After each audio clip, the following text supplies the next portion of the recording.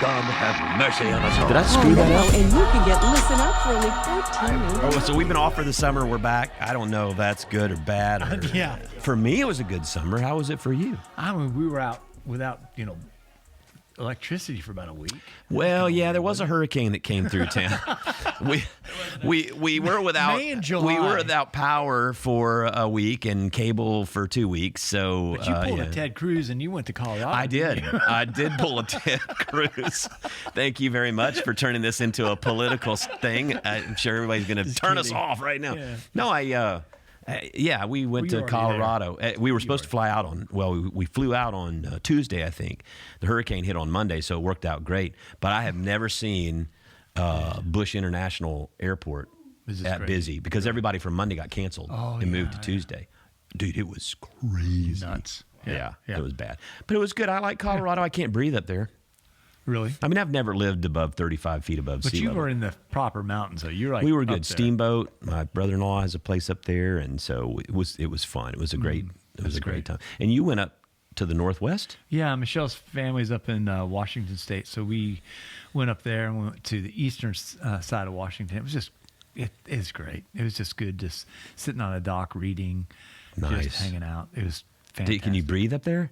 Yeah, it's sea level. Oh, Yeah. good. See, I would like that. Yeah. I want a the cool most part. place No, it's a sea level, with it's not that. beautiful mountains and views, but 35 feet above sea level. Yeah, like in Greece or something. I don't know, Corfu. somewhere. Yeah, no, on an island in Greece. That would be fine. I could handle that. And then, of course, Jeff, what have you been doing this summer? I've been holding down the fort. Yeah, right. Somebody's got to work around here. Well, I can tell. So if you don't watch on YouTube, this little snippet here is good. So the studio has been redesigned. Right. Only thing I said was I really like the idea of. I sent him some pictures of the couple of podcasts that do videos, and they had the round tables and stuff. But look at these. He put album covers, and he's got our pictures of us when we're young, and he's got some. I have a kettlebell. So you got a couple of Ted Lasso, kettlebell for when Matt wants to do some workout when they're in the.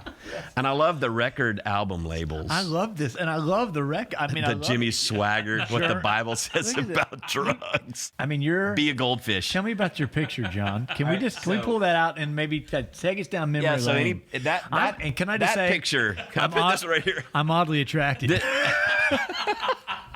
It kind of looks like Jeff a little bit, though. He looks like he. It does, doesn't it? does a little Like bit. old school Jeff without the facial hair. It kind of looks a little like John. So this is a picture of me, but I'm going to say that the hair has been modified by artificial intelligence a little bit. Like, has it been? Yes, As it's they- a little I Photoshop. found an old picture, John. Although I will say, the real picture is not that far removed from this I one. mean, This one, is the I mullet? didn't have an Did he- earring. I did you never have a had mullet?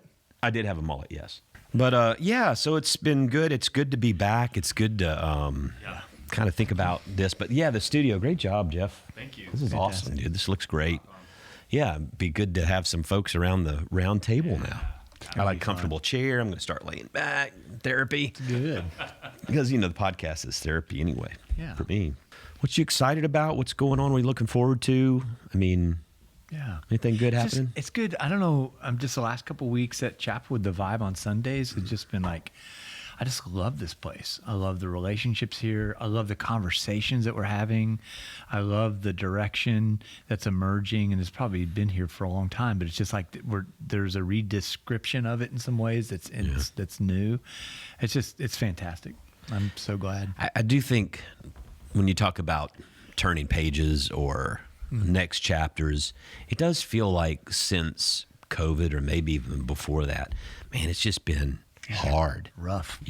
And I know there will be things that will continue to be difficult or hard. We'll always face those. But it does feel like whatever this valley of the shadow we've been going through for a few years between the culture wars and the politics and the COVID and the racial issues and the denominational issues. Yeah, and then just the world, the instability around the world. I mean, Ukraine, Israel, I mean, you look at all that and it leads people to kind of just feel like, man, there's just, everything's out of control. Yeah. And so if you don't have a sense of how to live in the midst of tension in your life, with some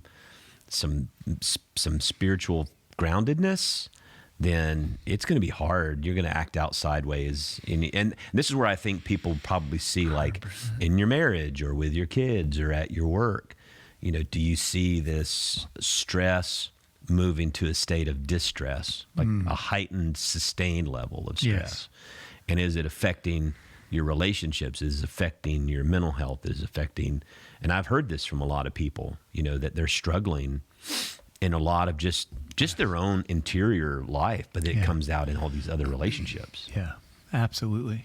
One of the things that I was thinking about this over the summer is like the necessity for me to kind of move back in towards being intentional about developing a contemplative mind, because when I'm not in that space, I get super, and it's going to be hard to believe, but I get super driven.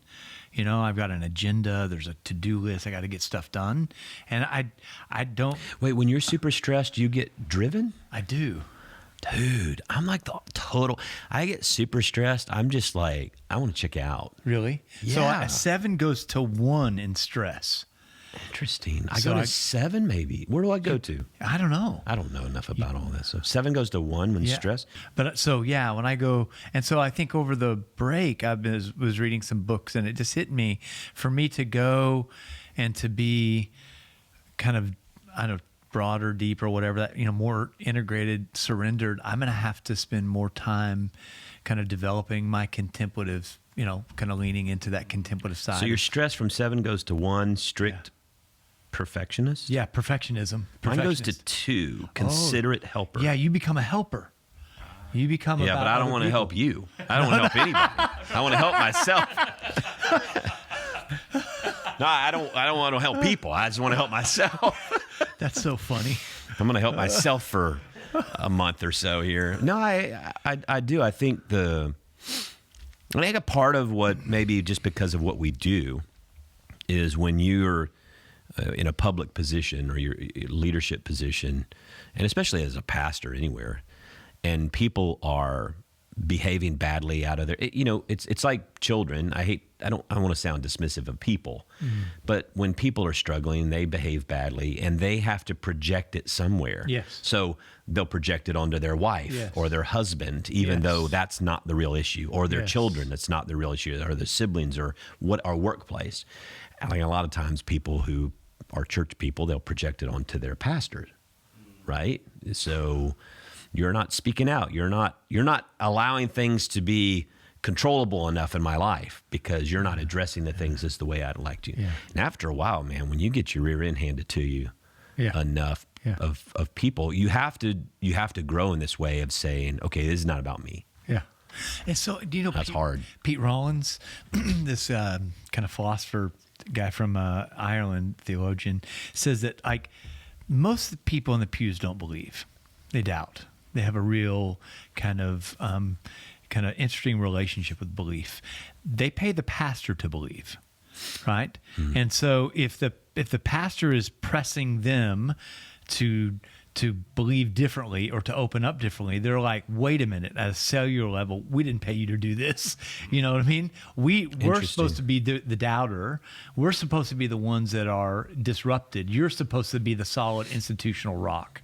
That's interesting. That actually makes a lot of sense if you think, I like that a lot. Mm-hmm. I haven't thought of it quite that way, maybe somewhat connected, but not articulated quite like that. Because one of the things that on my journey, as I've shared about these stages of faith, is I'm trying to help people to push them to deal with the tension in the darkness. Yes. People don't want to deal with the tension in the darkness. No. And so if I'm encouraging them to deal with nuance, and I'm encouraging them to deal with tension, to sit in it, not to quickly remove it, anxiety, then they're probably going to be ticked off at me for not helping tie that bow off real quick. Right. And think of it that way. I thought I was doing a good thing by helping them enter into the darkness or sit in the tension. Yes. I thought that was a good thing. Yes. They didn't see it that way. No. Okay.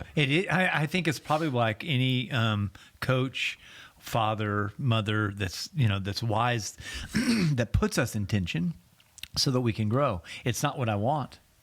right? I don't want to grow up. I want to be everything in me wants to be secure. It wants to be safe. It wants to be nestled in. It wants to be in the cocoon. But growth always requires resistance. So I need to be Ted Lasso. Just tell everybody, be a goldfish. No, it's I'm like you that when the fall kicks off, everybody's back from their rhythm and their routine. Some people don't have a rhythm and routine. They do what they do in the summer, like Jeff. I mean, you don't. Although you went some places.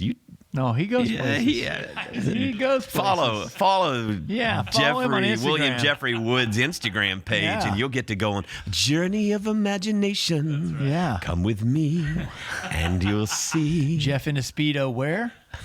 Exactly. He's living my best life. Yes, right. But yeah, when seeing people back and seeing the families back and the kids back, because I do think there's something to be said, because we do have a lot of young families in this church, that when school starts back, families are like, okay, now we got to get back into the rhythm. Yeah. It seems like New Year's and fall are those two. We got to get back into church. We got to get back into our routine. And so it's always exciting in the fall when you see the building full and the parking lot full. It's great. Yeah. I love it. Well, what else? We got a lot of great stuff going to come up. We're going to be talking a lot about kind of faith intersecting in the world. This is another way I've talked with my friend Matt Miofsky from St. Louis. He actually wrote a book, or edited a book, with another pastor who's at Duke, but from Texas, Lacey Warner. And it's the Methodist Book of Daily Prayer. It's a devotional book, and I just thought that just came out, and I really want to encourage people to try to start using it. We're going to have it in our bookstore, because it's just a little short daily, like a divine office, right? Daily prayer. And but I would love for him to just talk like, how did he go about writing this thing? And like, you know what I'm saying? It's like, what's the benefit of doing this on a daily basis in the morning and the evening? Yeah. I think unpacking that for people to help us kind of see how that can fit into our lives and in our schedule, that would be helpful for us to grow in our faith. But we're going to talk about a lot of stuff. We're getting all that lined up, but we're excited to be back. It's going to be good. We also have Dr. Kinghorn on, which is a plug from Andrew Wolf. Yes, Andrew Wolf's on the 24th, I 24th. think. Yeah, I say 24th. No one knows. They're going to listen to it on any dates that we record it. We record it on Tuesdays, and then it goes out on Fridays. So usually if you subscribe to the podcast on your podcast on Spotify or Apple Podcasts, if you subscribe or turn on your notifications, it'll ping you. It'll let you know. You can do the same thing on YouTube, where you can watch the video if you prefer to do that. So if you do that and give you a notification, it will remind you, hey, Matt Russell's in your inbox. He wants to say hello. Anything else, Jeff? No, that's great. Well, we're glad to be back. We're looking forward to this fall as we head into, gosh, it's hard to believe it's fall. It is, right? I mean, we're headed into Labor Day and beyond. I just had a Christmas meeting today. Yeah. You know what? You can get pumpkin spice at Starbucks now. I mean, that's just stupid. You get pumpkin spice in July. That's crazy. It's just do it all year. Just stop. Stop. Because what happens is it becomes a running joke. It's like Halloween decorations now, are in July or whatever, and it's like, just put them out all year. That's right. I mean, the pumpkin spice, why does that have to go away? People like it. Yep. Give the people what they want. They want. Give the people what they want. They want pumpkin spice, and then when it goes away, you've disappointed like how many millions of people? A lot of people. Yeah, so just stop it. Starbucks, pumpkin spice, year round. I don't like pumpkin spice, but I'm a fan of giving people what they want. Amen. Give them what they want. That's right. Life is hard. Suck it up, buttercup. No, I'm just saying life is hard. Yeah. People have all these things that they have to wrestle with. And to go January the 3rd and say, I'm sorry, we don't do pumpkin spice anymore. People just go postal. Yeah. The final and straw. you wonder why there's road rage and all of this stuff. Yeah. Starbucks' fault. Pumpkin spice. It all goes back to pumpkin All right, well, spice. we're excited about this. I'm John Stevens. I'm Matt Russell. And this is Pod Have Mercy.